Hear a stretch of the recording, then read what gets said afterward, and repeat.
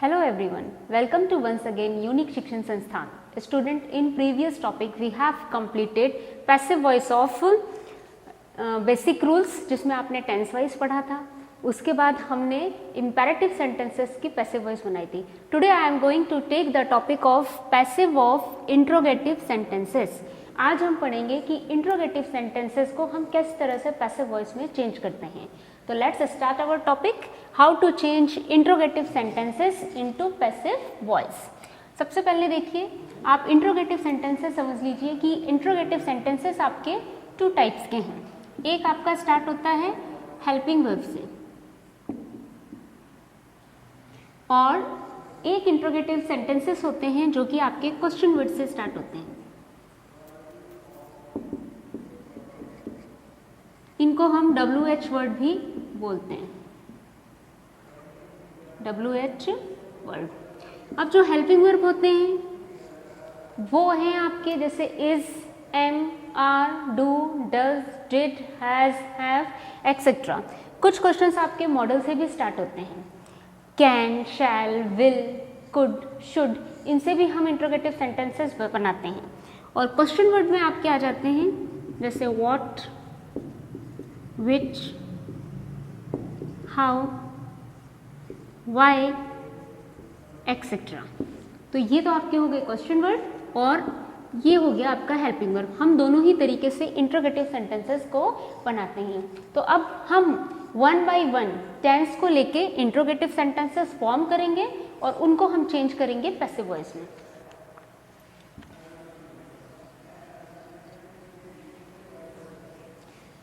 तो first of all we will take present simple tense, means present indefinite का जो interrogative pattern होता है पहले वो देखेंगे और उसके बाद हम लेंगे उसकी पैसिव वॉइस. तो एक्टिव वॉइस में जो हमारा प्रेजेंट इंडेफिनेट है टेंस, उसका जो पैटर्न बनता है वो है आपका do, does plus subject plus main verb plus subject and question mark. तो ये तो हमारा पैटर्न हो गया इंट्रोगेटिव सेंटेंसेस का, वो भी प्रेजेंट इंडेफिनिट का, जिसमें डू, डज है, सब्जेक्ट है, मेन वर्ब है और ऑब्जेक्ट आ जाता है. इसको हम इस तरह से समझ सकते हैं, डज राम हेल्प यू. अब डू, डज हम किस तरह से लेते हैं ये आपको अच्छे से पता है. डज हम लेते हैं सिंगुलर सब्जेक्ट के लिए और डू होता है हमारा प्लूरल सब्जेक्ट के लिए. आई के साथ भी हम डू का यूज़ करते हैं और यू के साथ भी आपको डू लेना पड़ता है. बाकी जितने भी सिंगुलर सब्जेक्ट होते हैं इनके साथ हम डज का यूज़ करते हैं. तो डज राम हेल्प यू, ये आपका हो गया इंट्रोगेटिव सेंटेंसेस और इंट्रोगेटिव सेंटेंस हो गया. और ये जो ये हमारा पैटर्न चल रहा है जिस टेंस का, वो है आपका प्रेजेंट इंडेफिनिट, जिसको आप प्रेजेंट सिंपल भी कहते हैं. अब अगर हम इसके पैसिव वॉइस बनाते हैं तो पैसिव वॉइस का हम पैटर्न लिखेंगे. सबसे पहले हम इज एम आर लेंगे, इज एम आर प्लस, अब यहाँ पर जो मैं सब्जेक्ट लिख रही हूँ एक्चुअली उसका मतलब क्या है, ऑब्जेक्ट. हम ऑब्जेक्ट लेते हैं, फिर उसके बाद मेन वर्ब आ जाएगी और उसके बाद आप मेन वर्ब में भी आपका थर्ड फॉर्म लगाना है. वर्ब की थर्ड फॉर्म ही आपको लेनी है हमेशा. While making passive voice use always third form of verb. तो is am are plus object plus third form of verb. After then you will be take by, then after you can say that subject or by isn't and put here question mark. Question mark is most important while doing interrogative sentences. अब हम इसी example को passive voice में convert करते हैं. तो does Ram help you, तो you आपका क्या हो गया है, ऑब्जेक्ट. तो यहाँ ये बन जाएगा आपका ग्रामेटिकल सब्जेक्ट. तो यू के अकॉर्डिंगली हम इसमें से सिलेक्ट करेंगे वर्ब, हेल्पिंग वर्ब. तो आर हो जाएगी क्योंकि यू के साथ हम क्या लेते हैं, आर. तो आर यू, ओके, ये हमारा ऑब्जेक्ट भी आ गया यू. अब है मेन वर्ब. मेन वर्ब क्या है, हेल्प. तो हेल्प की थर्ड फॉर्म आ जाएगी help. Are you helped by and what is your subject? Subject is Ram, तो are you helped by Ram and after that put question mark. तो इस तरह से ये आपका प्रेजेंट सिंपल का और प्रेजेंट इंडेफिनिट का पैटर्न हो गया है कि आप पैसिव वॉइस में इसको कैसे कन्वर्ट करेंगे। Let's take another example to understand this topic clearly. एक और एग्जांपल लेते हैं हम।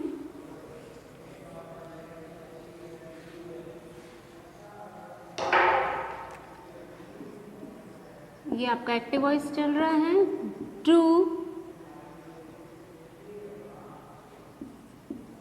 डू शी टेल ए लाई। अब यहाँ पर आपको एक और बात ध्यान रखनी है, क्योंकि हम जब भी डू डज का यूज करते हैं प्रेजेंट इंडेफिनिट में, तो हम वर्ब में एस यस ऐड नहीं करते, बट एक्चुअली क्या होता है, अकॉर्डिंग टू द रूल, जो हमारे एफर्मेटिव सेंटेंसेस होते हैं, जब हम उसमें मेन वर्ब का यूज करते हैं सिंगुलर सब्जेक्ट के साथ, तो हम वर्ब का एस ईएस यूज करते हैं। ये आप लोगों को अच्छे से पता है, बट मैं आपको केवल एक बार रिमाइंड करवा रही थी। अब हम इसके पैसिव वॉइस करते हैं। तो this is your object and in passive voice it will convert into subject. Yes, तो ए लाई लेंगे। ए लाई आपका किसको प्रेजेंट कर रहा है? सिंगुलर को, तो that's why I will take is. तो is a lie told by she था, तो बाय शी को कन्वर्ट करेंगे किसमें? हर में, by her, after then put a question mark. तो इस तरह से प्रेजेंट सिंपल को हम पैसिव वॉइस में इंट्रोगेटिव सेंटेंसेस की कन्वर्ट कर देते हैं इस तरह से। मीन्स जो आपका इंट्रोगेटिव सेंटेंस है, जो कि आपका प्रेजेंट इंडेफिनिट में है, उसको हमने इस तरीके से कन्वर्ट कर दिया। अब हम नेक्स्ट लेते हैं पास्ट इंडेफिनिट।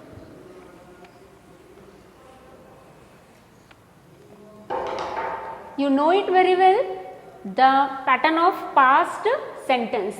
क्या होता है पैटर्न ऑफ पास्ट सेंटेंस का? वर्ब के सेकंड फॉर्म। ये तो अपना शॉर्टकट हो गया। अब हम इंट्रोगेटिव में उसको पुट करते हैं, किस तरह से आता है? इंट्रोगेटिव में हम यूज करते हैं डिड का। डिड से हम क्वेश्चन बनाते हैं। तो did plus subject plus first form of verb plus object after then question mark. ये तो ओनली फॉर ये क्वेश्चन मार्क में बार बार क्यों पुट कर रही हूँ? क्योंकि mainly I have observe this, there are number of student while making interrogative sentences they never use this sign and this is most important। आपको ये साइन लगाना ही है। ये एक्टिव वॉइस था, इसकी मैं पैसिव वॉइस बना रही हूँ। पैटर्न था ये एक्टिव वॉइस का। अब पैसिव वॉइस का इसका पैटर्न देखिए क्या बनता है। पैसिव वॉइस में हो जाएगा, ऑब्जेक्ट होता है, उसके अकॉर्डिंगली हम लेते हैं। तो was verb plus object plus third form of verb plus by plus subject मान लो यहाँ पर, या फिर agent and then after question mark. अब इसको एग्जाम्पल से समझिए। Did the teacher teach Hindi yesterday?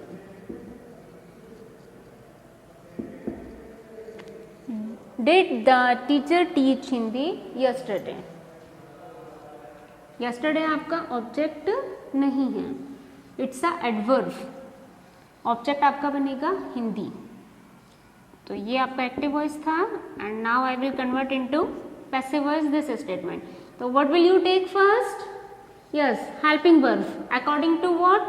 According to object. तो हिंदी रिप्रेजेंट सिंगुलर, तो it means that we will take was. Was verb singular के साथ वॉज, प्लूरल के साथ वर्ब, आई के साथ वॉज लेना है, यू के साथ वर्ब। तो सिंगुलर है ये, हिंदी सिंगुलर को रिप्रेजेंट कर रहा है, that's I have taken here was.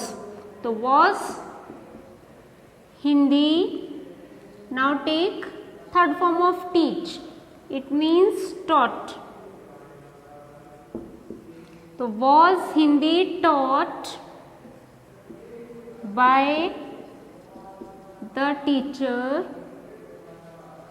yesterday? आप लास्ट में भी लगा सकते हैं, ये एडवर्ब है आपका, ओके। और आप इसको इस तरह से भी कर सकते हैं,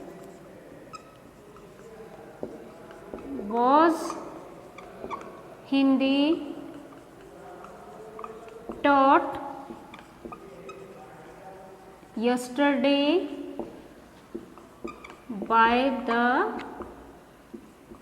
teacher, ओके। ये मैंने क्वेश्चन मार्क लगा दिया। तो ये हो गया आपका पास्ट इंडेफिनिट को हम किस तरह से इंट्रोगेटिव सेंटेंस में कन्वर्ट करते हैं।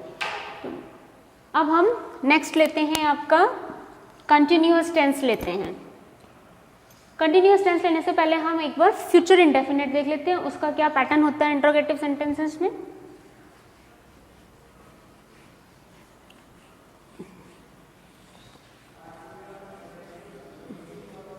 अब आपका चलेगा फ्यूचर इंडेफिनिट का पैटर्न और उसके बाद हम उसको कन्वर्ट करेंगे इंट्रोगेटिव सेंटेंसेस में।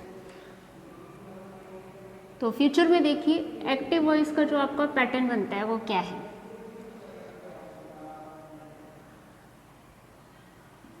इंट्रोगेटिव सेंटेंस हम कर रहे हैं इसलिए विल शैल आपका पहले आ जाएगा, विल शैल, फिर सब्जेक्ट, फिर आपका आ जाएगा मेन वर्ब जो कि फर्स्ट फॉर्म में होती है, उसके बाद आ जाएगा आपका object, then after question mark. And मैं वापस आपको ये चीज़ बता रही हूँ कि जो पैसिव वॉइस होते हैं when there is object in sentence then only passive voice is possible. If there is no object then we can't make passive voice. अब हम passive voice का पैटर्न देखते हैं। तो ऑब्जेक्ट के अकॉर्डिंगली वैसे विल शैल लिया जाता है, वो आप एग्जाम्पल में क्लियर हो जाएगा आपको। Will shell plus object plus third form of verb, but यहाँ पर यस अब फ्यूचर है, फ्यूचर में मैंने आपको समझाया था बी ऐड करना बहुत ही क्या होता है, कंपल्सरी रूल है अकॉर्डिंग टू द, तो बी आ जाएगा। Please don't forget this be, okay. तो will shall object be, after then you will take third form of verb, then by subject, और आप इसको एजेंट भी बोल सकते हो या लिख सकते हैं। आप एग्जाम्पल से समझ लीजिए, क्लियरली आपको ये समझ आ जाएगा। Shall I read this book, okay.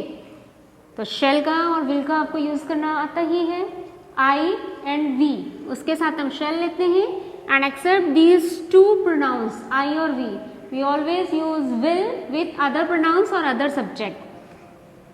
तो this book is your object and it present मतलब ये आपका I भी नहीं है V भी नहीं है, तो that's why we will take will. तो will this book B लेना है, इसके बाद B थर्ड फॉर्म सेम ही रहती है इसकी, read read read, will this book be read by what is your subject I, so it will convert into me. So will this book be read by me? I will take one more example. इसका एक example और लेते हैं।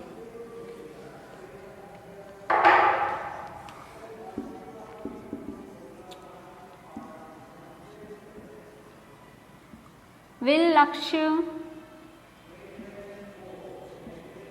take his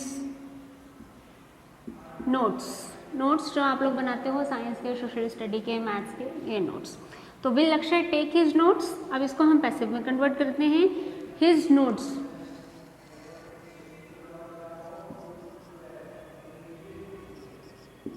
तो will his notes be taken, will his notes be taken by Lakshya?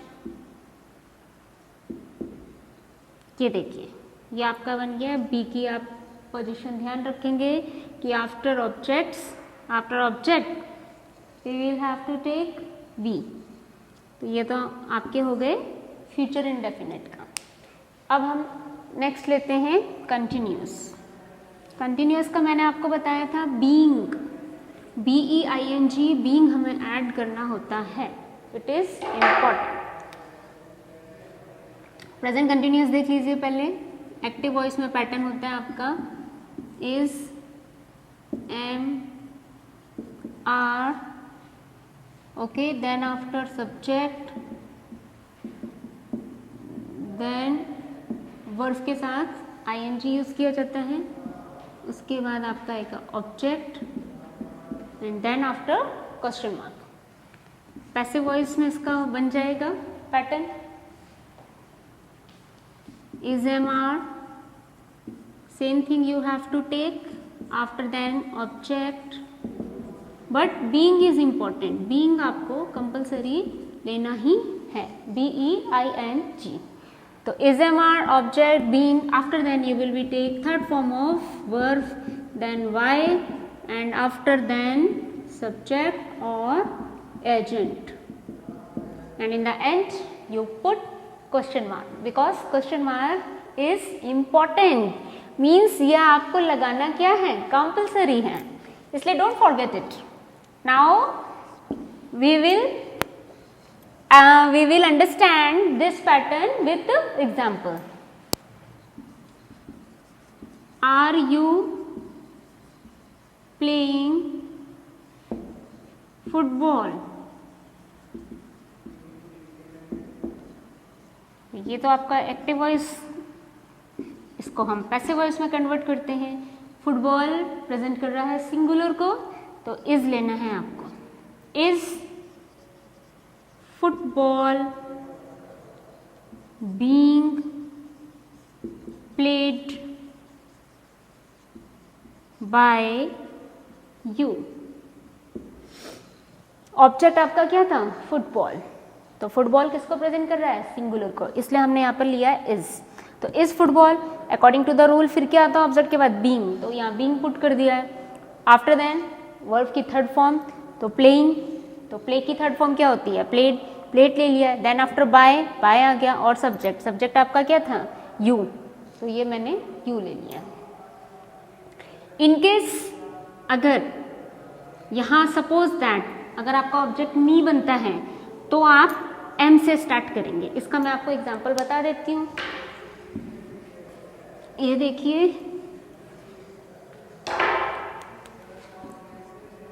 Is she teaching me, okay, me है, इसीलिए जब मैं इसकी active voice sorry passive voice में बदलूंगी तो am I being taught by her, am I being taught by her, तो ये इस तरह से बन जाएगा। ये आपको ध्यान रखना है, आर होता है प्लूरल के लिए, बट हम यू के साथ भी आर को लेते हैं। इज आपको पता है सिंगुलर के लिए, एम होता है आई के लिए, तो ये आप ध्यान रखेंगे। तो ये तो आपका हो गया प्रेजेंट कंटिन्यूअस का। अब सेम पैटर्न पास्ट कंटिन्यूअस में भी सेम पैटर्न है, खाली आप क्या रिप्लेस कर दोगे, इज, एम, आर को। इसकी प्लेस पे हमें क्या लेना है, was, were, was, were. Student, you know it now very well how to take was and how to use were, क्योंकि जो हमने लास्ट लेक्चर दिया था पैसिव वॉइस में, जिसमें हमने टेंस के बेस पे पढ़ा था, उसमें मैंने आपको समझा दिया था for singular person we will take was and for plural subject plural person we will take were. I के साथ वॉज एंड यू के साथ वर। एग्जाम्पल लेते हैं।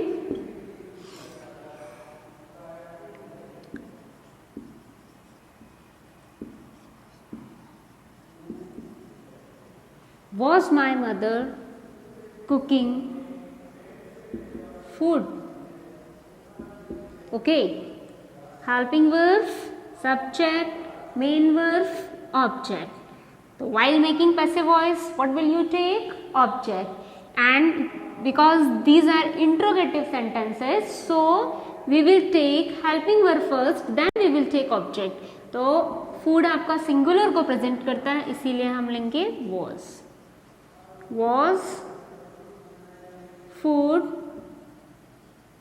being cooked by my mother. तो ये आपकी हो गई पैसिव वॉइस किसकी, पास्ट कंटिन्यूअस की. क्लियर हो गया, ये आपको समझ आ रहा है.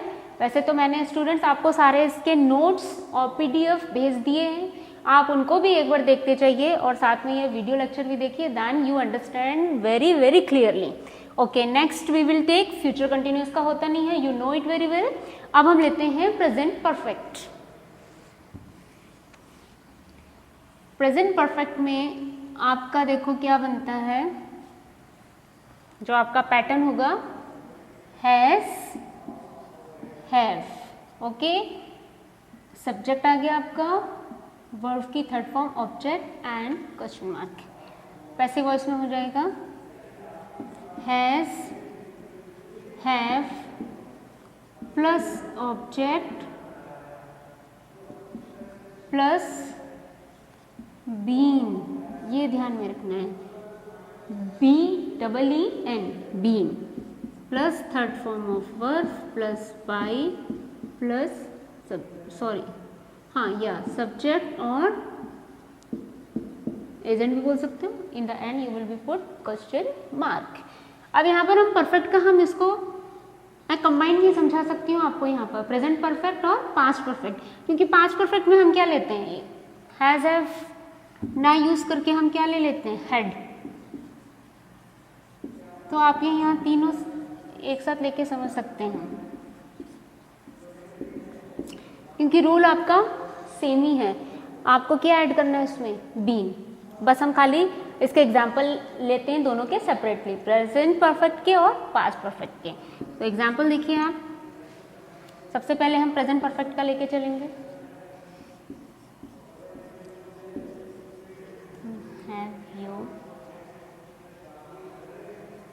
Have you completed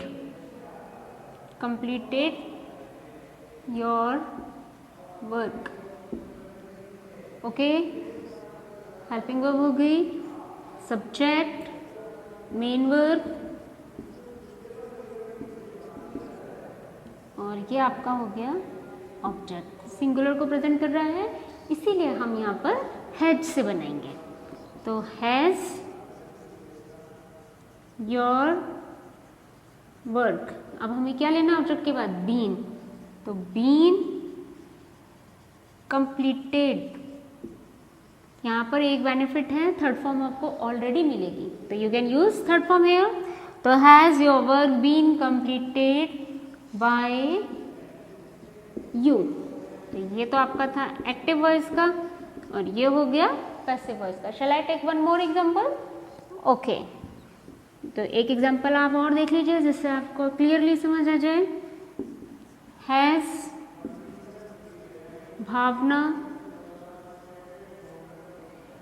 has Bhavna made tea. ठीक है, तो इसको हम बनाएंगे, सिंगुलर को ही प्रेजेंट कर रहा है. तो has tea been made by Bhavna. तो ये तो आपका हो गया प्रेजेंट परफेक्ट का. अब हम इसको पास्ट परफेक्ट में कन्वर्ट कर सकते हैं. यहाँ हैड ले लिया, हैड भावना मेड टी, तो had tea been made by Bhavna. Shall I take another example for this? Okay, एक और एग्जाम्पल ले लेते हैं इसमें. Had Shyam flown, had Shyam flown the kite. ठीक है, तो had the kite been flown by Shyam.